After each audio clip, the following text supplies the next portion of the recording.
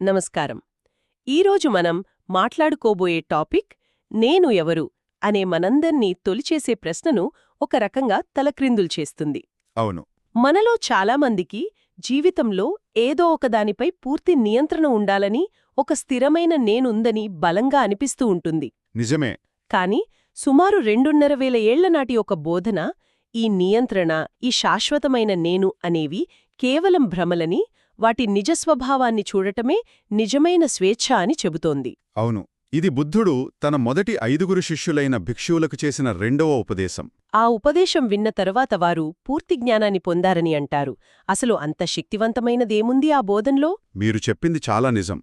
అనత్త లక్షణ సుత్తాగా పిలిచే ఈ బోధన కేవలమొక తాత్విక సిద్ధాంతం కాదు. అదొక మన అనుభవాన్ని శస్త్రచికిత్సలా విశ్లేషించే ఒక పద్ధతి. అవును. ఇది విపశ్యనా ధ్యానానికి పునాదిలాంటిది. నేను, నాది అని మనం గట్టిగా పట్టుకునే ప్రతిదాన్ని ఇది ఒక్కొక్కటిగా విడదీసి చూపిస్తుంది. ఈ విశ్లేషణ పూర్తయ్యేసరికి మనం పట్టుకోవటానికి ఏమీ మిగలదు, స్వేచ్ఛ తప్ప. సరే, అయితే మన శ్రోతలకు పంచస్కంధాల గురించి ప్రాథమిక అవగాహన ఉండే ఉంటుంది. కాని ఈ విశ్లేషణకు పునాదిగా వాటిని ఒక్కసారి త్వరగా గుర్తు చేసుకుందాం. మంచిది. రూపం అంటే మన శరీరం, ఈ భౌతిక ప్రపంచం. అవును. తరువాత వేదన అంటే సుఖ, దుఃఖ లేదా తటస్థ అనుభూతులు. కరెక్ట్, ఆ ఫీలింగ్స్ అన్నమాట. ఆ తరువాత సంజ్ఞ అంటే గుర్తించడం, లేబుల్స్ వేయడం. అవును. 4వది సంస్కారాలు అంటే మానసిక అలవాట్లు, మన ప్రేరణలు, మన ఆలోచనలు, మన టెండెన్సీస్ అన్నీ ఇందులోకే వస్తాయి. ఇక చివరిది విజ్ఞానం అంటే చైతన్యం లేదా ఎరుక. అవును. ఈ 5 కలిస్తేనే మన అనుభవ ప్రపంచం మొత్తం. అవును. ఇప్పుడు అసలు విషయానికి వద్దాం. ఈ 5లో నేను అని పట్టుకోవడానికి ఏ చిన్న సందుకూడా లేకుండా బుద్ధుడు ఎలా వాదించాడు? మంచి ప్రశ్న. ఇక్కడ మనం గమనించాల్సిందేంటంటే, ఆ 5 స్కంధాలను కేవలం ఒక జాబితాలా చూడకూడదు. అవి మన అనుభవాన్ని ఎంత సంపూర్ణంగా ఆక్రమిస్తాయో గమనించాలి. అంటే మీరు అనుభవించగలిగేది ఏదైనా సరే, ఒక ఆలోచన, ఒక నొప్పి, ఒక దృశ్యం, ఒక జ్ఞాపకం, అది ఈ 5లో దేనికో దానికి చెంది ఉండాల్సిందే. ఈ బోధన యొక్క మొదటి అడుగు ఇదే, మన అనుభవ ప్రపంచానికి సరిహద్దులు గీయడం. ఓకే. ఆ తర్వాత ఆ ప్రపంచంలోని ప్రతి అణువును పరిశీలించడం మొదలవుతుంది. అయితే ఆ సూత్రంలో గత, వర్తమాన, భవిష్యత్ అని, అలాగే లోపలిది, బయటిది, సూక్ష్మమైనది, స్థూలమైనది వంటి పదాలు కూడా ఉన్నాయి. ఇది వింటుంటే ఏదో లాయర్ రాసిన లీగల్ డాక్యుమెంట్లా ఏ లొసుగు లేకుండా పక్కాగా అనిపిస్తోంది. సరిగ్గా పట్టుకున్నారు. ఇంత వివరంగా చెప్పడం వెనుక ఉద్దేశమేమిటి? ఏ మానసిక లొసుగులని ఇది మూసేయాలని ప్రయత్నిస్తోంది? అదొక లీగల్ డాక్యుమెంట్ లాంటిదే. కాని అది బయటి ప్రపంచానికి కాదు, మన అంతర్గత ప్రపంచానికి. మన మనసు నేను అని చెప్పుకోవడానికి ఎన్నో దొంగచాటు మార్గాలను వెతుక్కుంటుంది. ఉదాహరణకు ప్రస్తుతం నా శరీరం బలహీనంగా ఉండొచ్చు, కాని గతంలో నేను చాలా ఆరోగ్యంగా ఉండేవాడిని. ఆ గత ఆరోగ్యమే నిజమైన నేను అని అనుకోవచ్చు. అలా.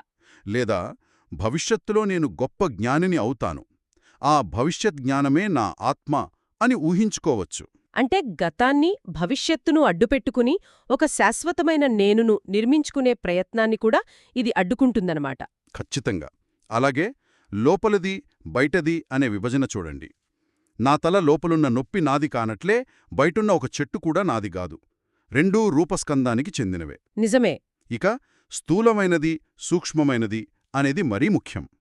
మనకు స్పష్టంగా తెలిసే కోపం, ఆనందం వంటి స్థూలమైన భావోద్వేగాలే కాదు, ధ్యానంలో కలిగే అత్యంత సూక్ష్మమైన, ప్రశాంతమైన అనుభూతులు కూడా ఈ విశ్లేషణ పరిధిలోకి వస్తాయి. అంటే ధ్యానస్థితులు కూడానా? అవును. ఒక సాధకుడు చాలా ఉన్నతమైన ధ్యానస్థితిని పొంది, ఆహా, ఇదే నా నిజస్వరూపం, నా ఆత్మ అని అనుకునే ప్రమాదముంది. ఈ బోధన లేదు, అది కూడా ఒక అనుభవమే, అది కూడా అశాశ్వతమే, అది కూడా నీవు కాదు అని స్పష్టం చేస్తుంది. ఎలాంటి అనుభవంలోనూ దాక్కోవడానికి చోటు లేకుండా చేయడమే దీని లక్ష్యం. అర్థమైంది. అంటే అహంకారానికి ఎలాంటి ఆసరా లేకుండా చేయడం. ఇప్పుడు ఆ మూల సూత్రం దగ్గరకొద్దాం. ఇది నాది కాదు, ఇది నేను కాదు, ఇది నా ఆత్మ కాదు. అవును. మొదటిసారి విన్నప్పుడు ఈ 3 వాక్యాలు ఒకే విషయాన్ని మళ్ళీ మళ్ళీ చెప్తున్నట్లు అనిపిస్తోంది. కాని బహుశా ఇది ఒక వ్యూహాత్మకమైన 3 దశల ప్రక్రియమో. అవును. ఇది పునరుక్తి కాదు. ఇది మనల్ని బంధించే 3 వేర్వేరు రకాల మానసిక సంకెళ్లను తెంచడానికి ఉద్దేశించిన 3 వేర్వేరు ఆయుధాలు. ఒక్కొక్కటి ఒక్కో రకమైన బంధాన్ని లక్ష్యంగా చేసుకుంటుంది. ఆసక్తికరంగా ఉంది. మొదటిది ఇది నాది కాదు. ఇది ఏ రకమైన బంధాన్ని ఛేదిస్తోంది? మొదటి వాక్యం ఇది నాది కాదు, ఇది తృష్ణను ఎదుర్కొంటుంది. తృష్ణ అంటే కోరిక, దాహం లేదా సొంతం చేసుకోవాలనే బలమైన తపన. మమకారం లాంటిదా? సరిగ్గాదే. మమకారం. నా శరీరం, నా ఆలోచనలు, నా భావాలు, నా అభిప్రాయాలు అని మనం అనుక్షణం అనుకుంటూ ఉంటాం. శరీరం నాది అనుకున్నప్పుడు దానికి వృద్ధాప్యం వచ్చినా, జబ్బు చేసినా మనం తీవ్రంగా బాధపడతాం. నిజమే. ఈ విశ్లేషణ ద్వారా ఇది నిజంగా మన సొంతం కాదని, ఇది కేవలం ప్రకృతి ధర్మాల ప్రకారం నడిచే ఒక అశాశ్వతమైన ప్రక్రియ అని అర్థం చేసుకుంటాం. అప్పుడు దానిపై ఉన్న నాది అనే మమకారం సడల్తుంది. అంటే యాజమాన్య భావనను, నాది అనే పట్టును వదిలించుకోవడానికి ఇది సహాయపడుతుంది. ఇక రెండవది ఇది నేను కాదు. ఇది మొదటిదానికి ఎలా భిన్నమైనది? ఇది మానను అంటే అహంకారాన్ని ఎదుర్కొంటుంది. ఇది కేవలం సొంతం చేసుకోవడం కాదు. మరి ఇది అనుభవాలతో తనను తాను పూర్తిగా గుర్తించుకోవడం, ఐడెంటిఫికేషన్. ఉదాహరణకు, కోపం అనే ఒక మానసిక స్థితి కలిగినప్పుడు మనం కోపం వచ్చింది అనడానికి బదులు నేను కోపంగా ఉన్నాను అంటాం. అవును, నిజమే. అంటే ఆ క్షణంలో ఆ కోపమే నేను అయిపోతాం. అలాగే నేను తెలివైన వాడిని లేదా నేను అందమైన దాన్ని అని అనుకోవడం. ఇక్కడ తెలివి, అందం అనేవి సంస్కార, రూపస్కంధాలకు చెందిన గుణాలు. వాటితో నేను అని తాదాత్మ్యం చెందడాన్ని ఈ వాక్యం ఛేదిస్తుంది. ఇది కేవలం ఒక అనుభవం, ఇది నేను అనే శాశ్వతమైన ఉనికి కాదు అని స్పష్టం చేస్తుంది. ఆహా, మొదటిది మమకారం, రెండవది తాదాత్మ్యం. మరి మూడవది ఇది నా ఆత్మ కాదు, ఇది మరింత లోతైన తాత్వికమైన అంశంలా అనిపిస్తోంది. నిజమే. ఇది దృష్టిని ఎదుర్కొంటుంది. దృష్టి అంటే ఒక స్థిరమైన తాత్విక నమ్మకం. ఎలాంటి నమ్మకం? ముఖ్యంగా ఈ 5 స్కంధాల వెనుక, వీటన్నిటినీ చూస్తున్నా, వీటికతీతంగా ఉన్న ఒక శాశ్వతమైన, మారని ఆత్మ, జీవుడు లేదా ఒక నిజమైన నేను ఉంది అనే గట్టి నమ్మకం. ఈ నమ్మకం చాలా లోతుగా పాతుకుపోయుంటుంది. అంటే మొదటి 2 ఎమోషనల్ అటాచ్మెంట్స్ అయితే? అవును.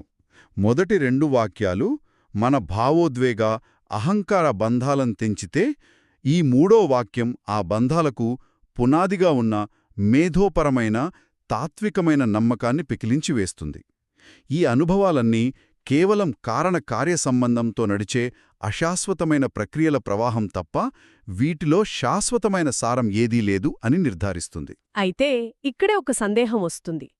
ఈ 3వ వాక్యం అంటే నాలో ఒక శాశ్వతమైన ఆత్మ లేదు అని అంగీకరించడం చాలామందికి భయంకరంగా, శూన్యవాదంలా అనిపించవచ్చు కదా.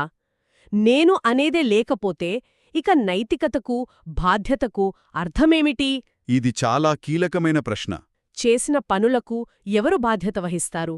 ఈ అపార్థాన్ని ఈ బోధన ఎలా నివారిస్తుంది? మంచి పాయింట్ అడిగారు.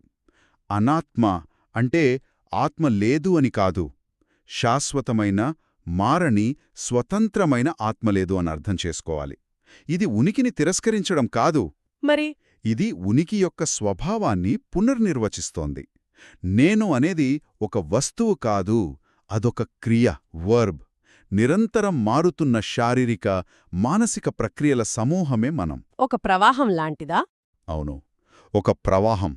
అందుకే కర్మ మరియు దాని ఫలితమనే సూత్రం ఇక్కడే మరింత బలంగా పనిచేస్తుంది.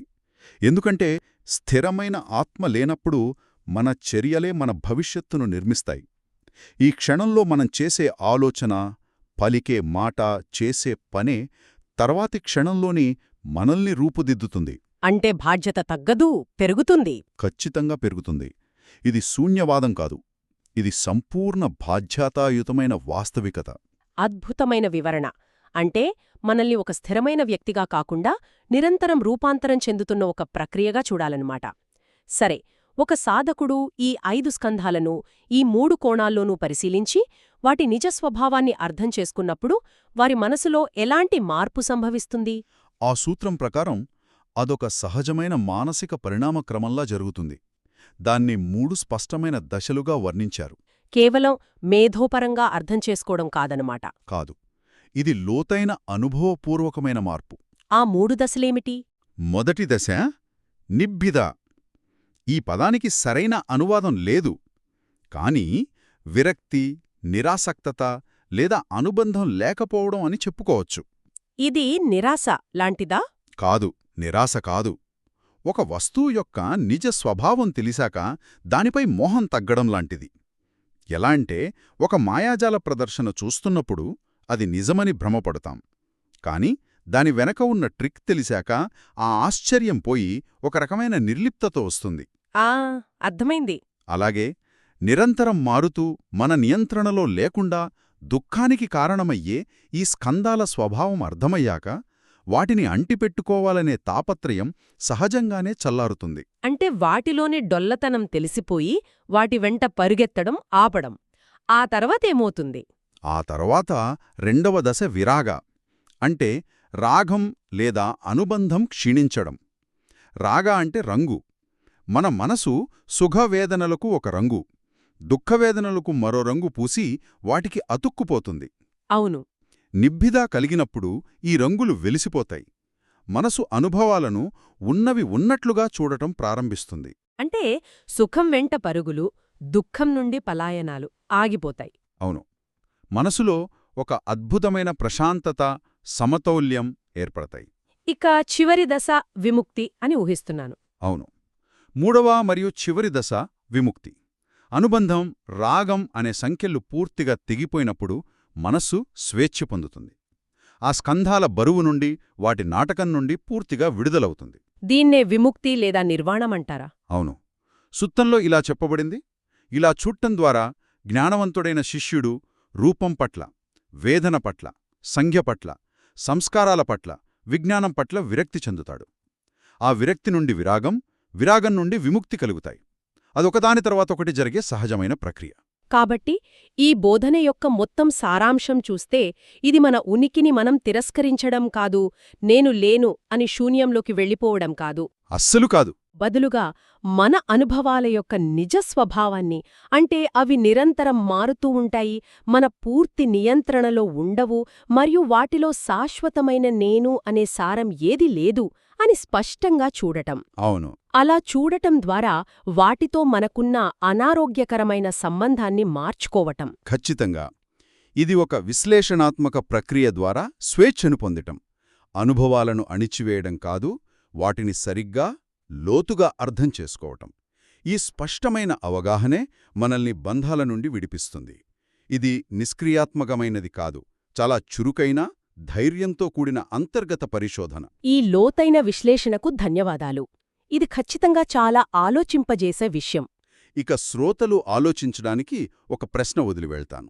ఈ విధంగా అనుభవాన్ని విశ్లేషించి శాశ్వతమైన ఆత్మ లేదు అంటే అనాత్మ అనే నిర్ధారణకు వచ్చే ఈ బోధనకు, దీనికి పూర్తి భిన్నంగా, ఈ మారుతున్న అనుభవాలన్నిటికీ అతీతంగా ఒక శాశ్వతమైన, మారని ఆత్మ ఉనికిని బలంగా వాదించే ఇతర భారతీయ తాత్విక దృక్పథాలకు మధ్య ఉన్న ప్రాథమిక వ్యత్యాసమేమిటి? మంచి ప్రశ్న. ఒకటి, విముక్తి అంటే ఈ ప్రక్రియల నుండి విడుదల పొందడము అంటుంది. మరొకటి, విముక్తి అంటే ఆ శాశ్వతమైన ఆత్మను తెలుసుకోవడము అంటుంది.